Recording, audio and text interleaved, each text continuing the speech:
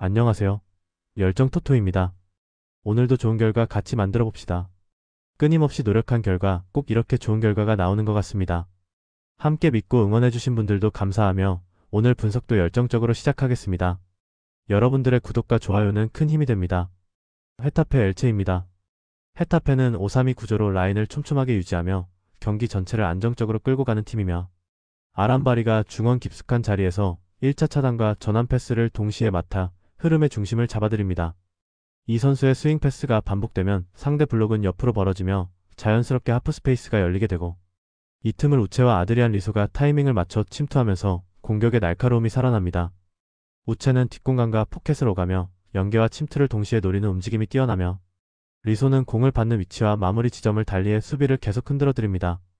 파이브백 수비는 측면, 압박과 중앙 집중력이 안정적으로 조화를 이루며 홈에서는 라인을 조금 더 올리더라도 아람바리가 뒤를 잡아 전체 흐름을 안정적으로 유지합니다.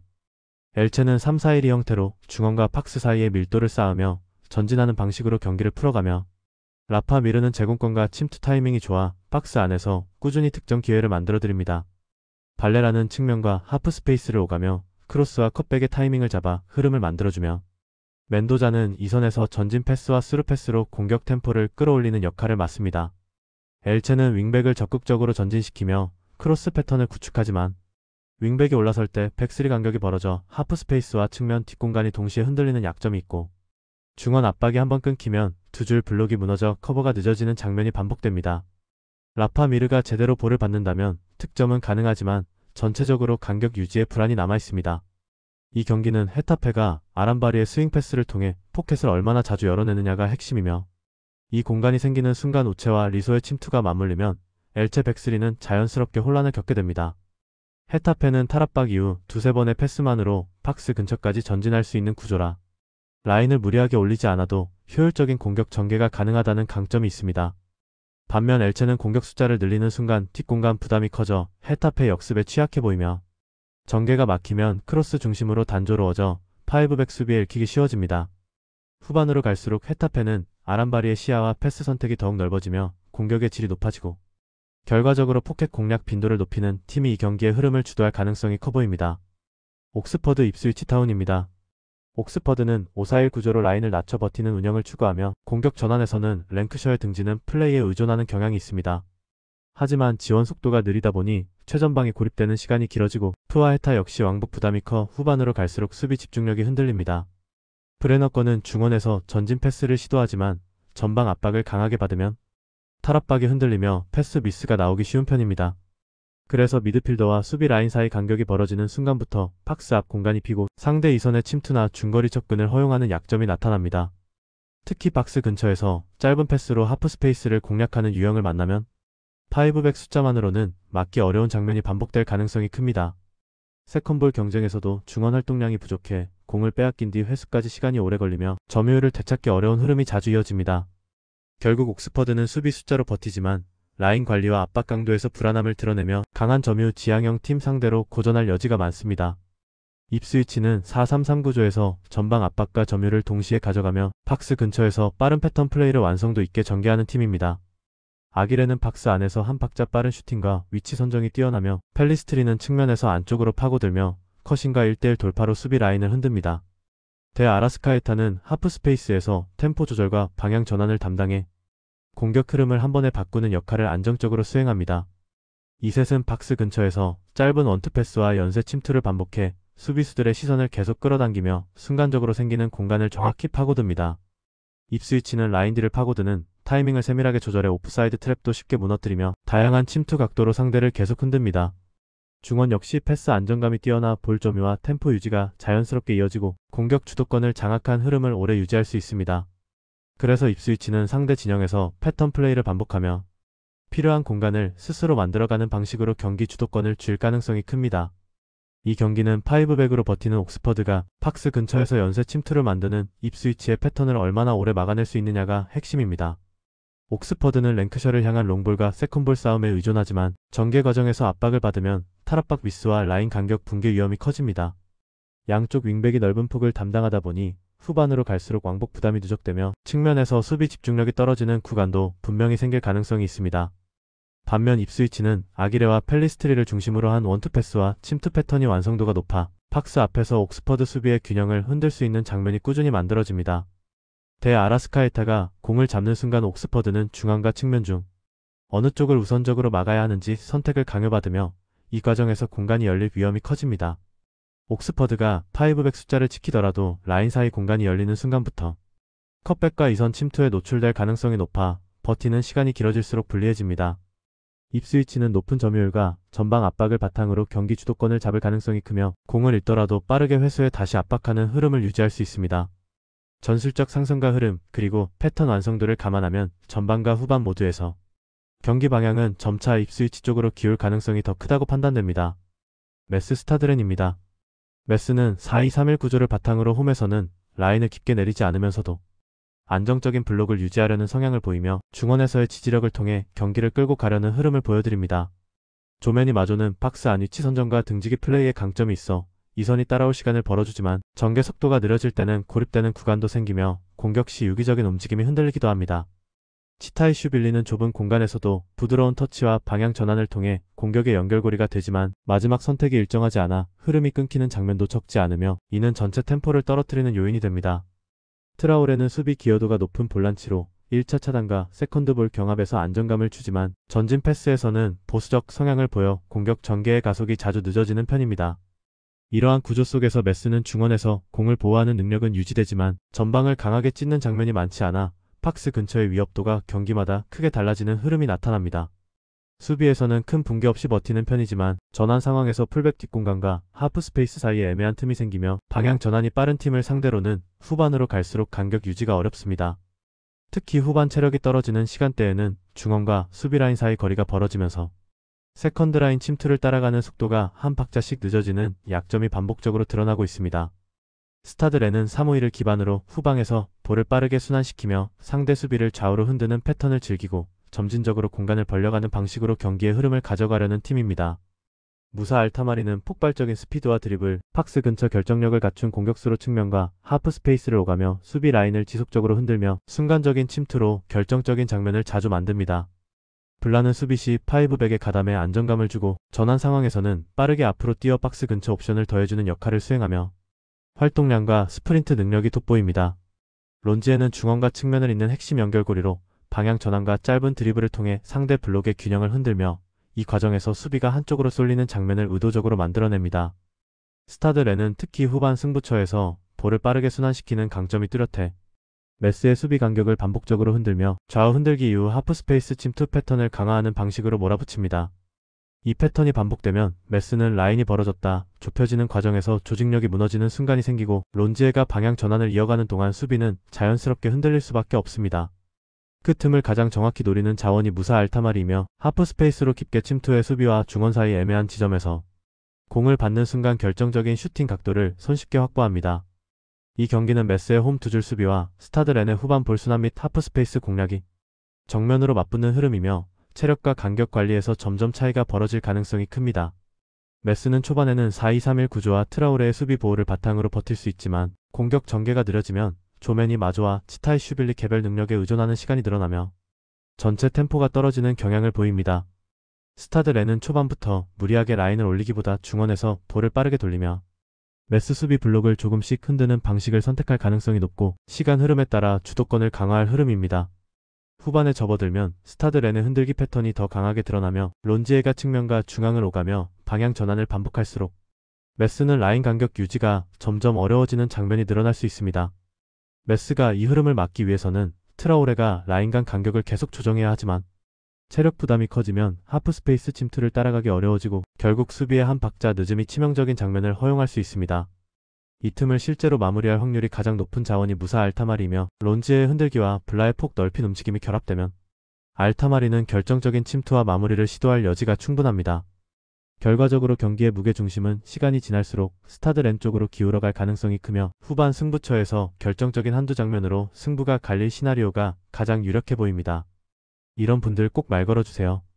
영상에 보이는 거와 같이 4가지 중 한 가지라도 해당되면 힘드실 수도 있으니 부담 갖지 마시고 아래 고정 댓글로 말 걸어주시면 됩니다. 웃으면서 재밌게 베팅합시다. 코모 사솔로입니다. 코모는 4-2-3-1 포메이션을 기반으로 두비카스를 최전방에 두고 전방 압박과 마무리를 동시에 책임지게 하는 구조를 가져가며 중원과 전방이 유기적으로 연계되는 공격 흐름을 만들어냅니다. 두비카스는 박스 안 위치 선정과 침투 타이밍이 좋아 하프 스페이스에서 연결된 패스를 받아 마무리하는 장면을 자주 만들며 공격 진영에서 결정적인 역할을 수행합니다. 보이보다 풀백은 측면에서 압박 후 곧바로 전진 크로스를 올리며 공격 템포를 끌어올리고 니코파스는 2선과 3선 사이 공간에서 원터치 패스와 방향 전환으로 템포를 조율하며 경기 리듬을 잡습니다. 코모는 중원에서 강한 압박을 통해 상대 전환을 차단하고 전방과 2선이 동시에 달려들어 빌드업 첫 단계를 끊어내려는 성향이 강하며 공이 튀어나와도 2차 커버를 통해 역습으로 이어갈 여지를 확보합니다. 이 전방 중원 압박이 제대로 작동하면 상대 빌드업은 강제로 롱볼로 전환되고 두비카스와 2선 자원이 세컨볼 싸움에서 우위를 잡는 장면이 반복될 수 있습니다. 홈팀 코모는 수비 라인을 과하게 내리지 않고 중간 지점에서 압박 강도를 유지하며 곧바로 전방으로 올리는 직선적인 전환 공격을 준비하는 것이 핵심 전략이 됩니다. 따라서 코모는 홈에서 중원과 전방 압박을 중심으로 상대를 몰아붙이면서 빠른 전환과 침투 공격으로 경기 흐름을 주도할 가능성이 높습니다. 사수올로는 4-3-3 포메이션을 기반으로 뒤에서부터 짧게 풀어나가며 볼 점유율을 유지하고 피나몬티를 중심으로 전방 라인을 형성해 빌드업 성향을 유지합니다. 피나몬티는 박스 안에서 등지고 받는 플레이와 원터치 연계를 모두 가져가며 마무리까지 수행하고 베라디는 오른쪽 측면에서 안쪽으로 파고들어 왼발로 마무리와 패스를 동시에 수행하는 공격 자원입니다. 볼로카는 중앙에서 빌드업 출발점 역할을 맡으며 패스 선택과 전개 템포를 조절하지만 강한 압박을 받으면 수비 쪽 부담이 커지고 빌드업이 흔들릴 수 있습니다. 사수올로는 뒤에서 짧게 풀어가는 구조를 유지하지만 전방과 중원의 간격이 벌어지면 빌드업 라인이 고립되어 상대 전방 압박에 노출되는 장면이 반복되곤 합니다. 수비 전환 상황에서도 윙어의 수비 가담 타이밍이 반박자 늦어 하프 스페이스와 풀백 뒷공간이 동시에 열리는 약점이 나타나며 체력 소모가 누적될수록 후반 압박 강도가 떨어질 가능성이 있습니다. 라인을 올렸다 내렸다 반복하는 과정에서 후반 체력 부담이 커지고 중원과 전방 연결이 느려지는 흐름이 나타나면 경기 템포가 자연스럽게 사수올로 쪽에서 떨어질 수 있습니다. 그럼에도 개인 능력 있는 베라디가 한두 번 결정적 찬스를 만들어낼 수 있지만 전체적인 경기 흐름을 바꾸기에는 무게가 부족할 수 있습니다. 이번 경기는 강한 중원과 전방 압박을 통해 빌드업을 끊으려는 코모와 뒤에서부터 짧게 풀어나가며 템포를 조절하는 사수올로의 스타일이 맞붙는 흐름입니다. 코모는 두비카스와 니코파스의 연계를 중심으로 공탈치 후 곧바로 측면과 중앙을 동시에 찌르는 전환 공격을 준비하고 상대 센터백과 볼로카 라인을 압박하며 빌드업을 흔듭니다. 공격 진영에 배치된 선수들이 동시에 상대와 볼 보유자에게 달려들면서 빌드업 숨통을 조이고 2차 커버가 들어가면 전진 패스 각도가 거의 사라지게 됩니다. 전방 압박이 반복되면 사수올로는 자연스럽게 롱볼 위주로 전환되고 피나몬티와 베라디가 전방에서 고립되는 구간이 늘어나면서 공격 효율이 떨어질 수 있습니다. 반대로 사수올로는 평소처럼 빌드업을 이어가려 하지만 볼로카가 압박을 받는 순간에는 패스 선택이 제한되고 템포가 죽는 흐름이 나타납니다. 홈팀 코모는 압박 강도를 초반부터 높게 가져가며 니코파스가 중간 지점에서 스루 패스를 연결하면 두비카스 침투와 측면 오버래핑이 연쇄적으로 이어져 사수올로 박스를 흔드는 장면이 만들어질 수 있습니다. 결과적으로 빌드업을 무너뜨리는 압박 구조와 중원 강도, 홈에서의 전환 속도를 고려하면 경기 흐름은 시간이 갈수록 코모 쪽으로 기울어질 가능성이 높습니다. 메넨글라트바흐 라이프티히입니다. 글라트바흐는 4-2-3-1 포메이션을 기반으로 후방 빌드업과 중원 패스를 통해 서서히 전진하는 스타일을 구사하며 안정적인 볼 점유를 유지하려는 특징이 있습니다. 타바코비치는 박스 안 위치 선정과 마무리에 강점을 가지지만 팀이 제공하는 찬스가 제한적이어서 볼 터치 기회가 많지 않아 효율적으로 활용해야 합니다. 하크는 측면에서 폭을 넓혀주지만 안쪽 침투보다는 안전한 크로스를 선택하는 경향이 있어 공격의 날카로움이 다소 떨어지는 모습을 보입니다. 슈테거는 2선과 중원을 오가며 짧은 패스와 연결 능력은 안정적이나 전방으로 찢는 직선 침투 패스나 과감한 드리블 돌파 비율은 높지 않습니다. 그래서 글라트바흐의 공격은 중원 볼 순환은 유지되지만 전방 침투 루트가 단절되어 박스 근처 위협이 제한적입니다. 볼이 하프라인 근처에서 좌우로 돌고 측면으로 한번 빠졌다 다시 중앙으로 돌아오는 패턴이 반복되며 결정적 슈팅보다는 박스 밖 슈팅 의존도가 높습니다. 수비 라인은 안정적이지만 공격 전개가 단조로워 지키면서도 크게 만들지 못하는 답답한 경기 양상이 반복될 가능성이 큽니다. 라이프치히는 4-3-3 포메이션을 기반으로 높은 진영 압박과 빠른 전환을 추구하지만 최근 공격 패턴이 단순해 폭발력은 예전만큼 나타나지 않는 흐름입니다.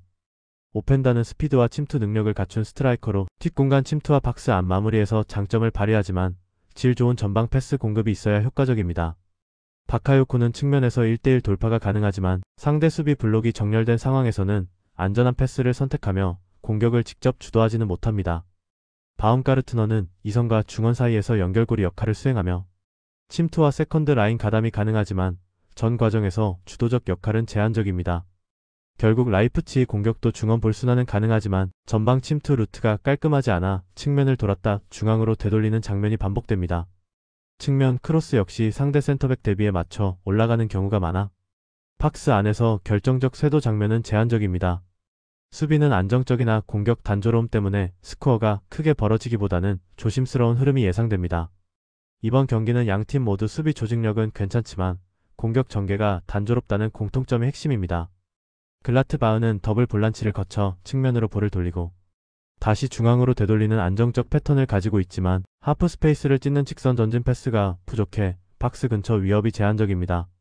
라이프치히 역시 중원 볼순환은 가능하지만 전방 연결이 빠르지 않아 속도감 있는 역습보다는 안전한 점유 중심으로 경기가 전개될 가능성이 큽니다.